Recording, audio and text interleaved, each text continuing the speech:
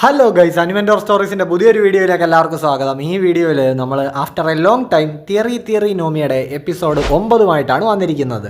കമൻസിലെ കുറേ പേര് ചോദിക്കാറുണ്ട് തിയറി വീഡിയോസ് ഒന്നും ഇപ്പോൾ ഇടുന്നില്ലല്ലോ എന്ന്. നല്ല ഇൻട്രസ്റ്റിംഗ് ആയിട്ടുള്ള തിയറീസ്, നല്ല രസമുള്ള തിയറീസ് ഒന്നും അങ്ങനെ കണ്ടു കിട്ടാത്തത് കൊണ്ടാണ് വീഡിയോ വരാത്തത്. ഇപ്പോൾ എന്തായാലും സംസാരിക്കാൻ കുറച്ച് സംഭവങ്ങളൊക്കെ ഇങ്ങനെ ഒത്തു കിട്ടിയിട്ടുണ്ട്. അപ്പം നമുക്ക് നേരെ വീഡിയോയിലേക്ക് അങ്ങ് പോവാം.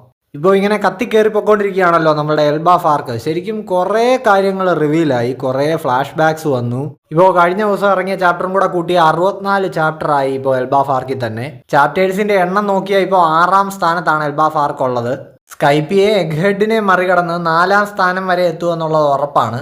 പിന്നെ മുന്നോട്ടുള്ളത് ഉറപ്പില്ല. വാനോയെ ഒന്നും എന്തായാലും ബ്രേക്ക് ചെയ്യാൻ പോകുന്നില്ലെന്ന് തോന്നുന്നു. വാനോ 149 ചാപ്റ്റേഴ്സിൽ നീണ്ടു കിടക്കുന്ന ഒരു ആർക്കായിരുന്നു. സോറി, നമ്മൾ മാറ്ററിൽ നിന്ന് മാറിപ്പോയി. ഇപ്പോൾ എന്താണ് എൽബാഫിൽ നടന്നുകൊണ്ടിരിക്കുന്നത്? ലൂഫിയെ ഇമു ഒരു മരത്തിൽ ഇങ്ങനെ കുത്തി നിർത്തിയിരിക്കുകയാണ്. ഇത് കറക്റ്റ് വാനോയിൽ കൈദോ വേഴ്സസ് ലൂഫി ഫൈറ്റിൽ നടന്നതുപോലത്തെ പരിപാടിയാണ്.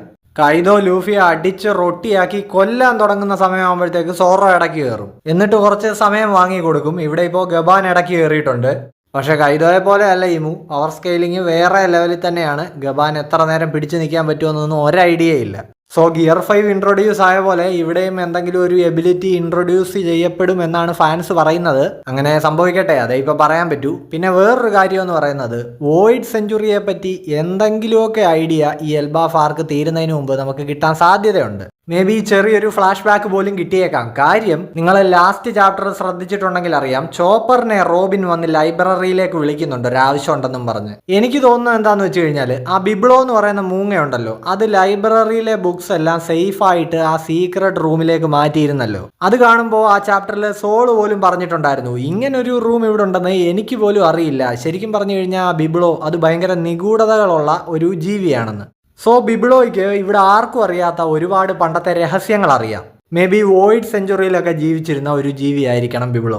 ഇതേപോലെ തന്നെയാണ് നമ്മുടെ റാഗ്നറിന്റെ കാര്യവും. ഈ ഗോഡ് ഓഫ് വാർ എന്നൊക്കെ പറയുന്നത് വോയിഡ് സെഞ്ചുറി ടൈമിലുള്ള ഒരാളാണ്. അയാളുടെ വിശ്വസ്തനായിട്ടുള്ള പെറ്റായിരുന്നു റാഗ്നർ.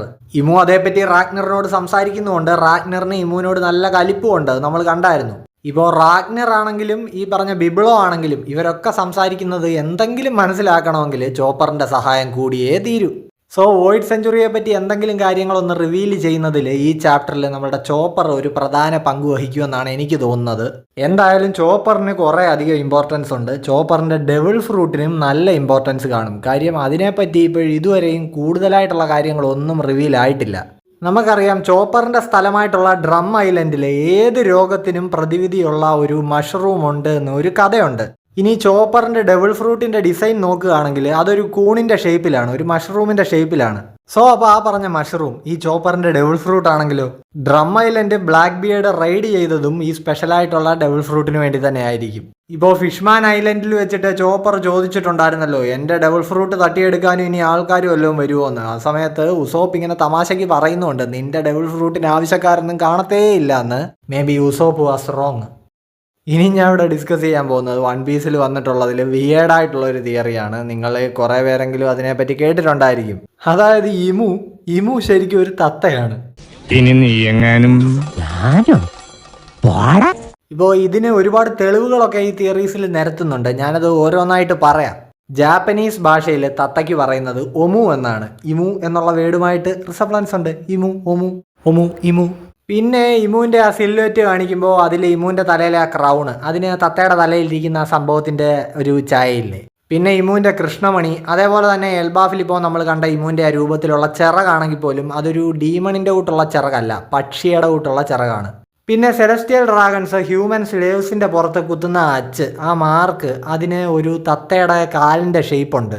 പിന്നെ ആ ഫ്ലവർ റൂമിൽ ഇമു നിൽക്കുമ്പോൾ ഇമുവിൻ്റെ അടുത്ത് നമുക്ക് ബട്ടർഫ്ലൈസിനെ കാണാം. അതൊരു പ്രത്യേക തരം ബട്ടർഫ്ലൈസ് ആണ്. ഇപ്പോൾ അത് മോർഫോ എന്ന് പറയുന്ന ഒരു സ്പീഷീസിൽ പെട്ടതാണ്. ആൻഡ് അതിനെ കാണുന്നത് ട്രോപ്പിക്കൽ മഴക്കാടുകളിലാണ്.